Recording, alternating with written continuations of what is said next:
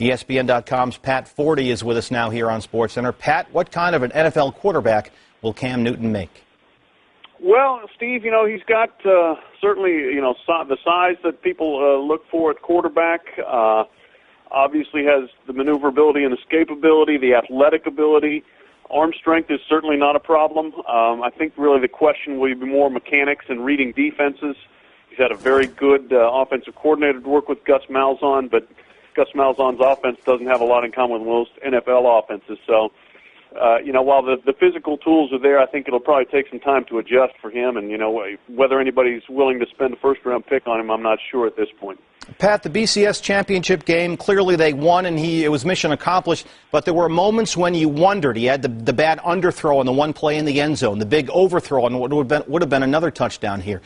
Do you worry about that from an NFL passing perspective on Cam Newton?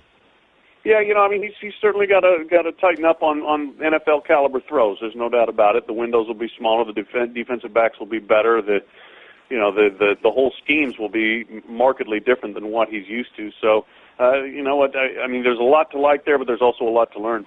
Pat, how much of what we saw from Cam Newton as a collegian do you think we'll see as a professional? I don't know. It's a different game. Running quarterbacks don't have a long shelf life in the National Football League, so he's going to have to become, a pass-first guy. And he passed it very well a lot of the time, but not all the time in college. So he's going to have to change his style. There's no doubt about it to be able to be a success at the NFL level. Obviously, it's a loss for Auburn. They lose a great player, the runaway Heisman Trophy winner. But is there a little bit of a gain for the university in separating itself from everything else that was involved with Newton this year? That's a good question. The fact is, though, that the investigation goes on whether or not Cameron Newton is there, and they still have a lot to lose if the NCAA comes back with findings that involve Auburn in any way. They can lose a national title. He can still be stripped of a Heisman Trophy.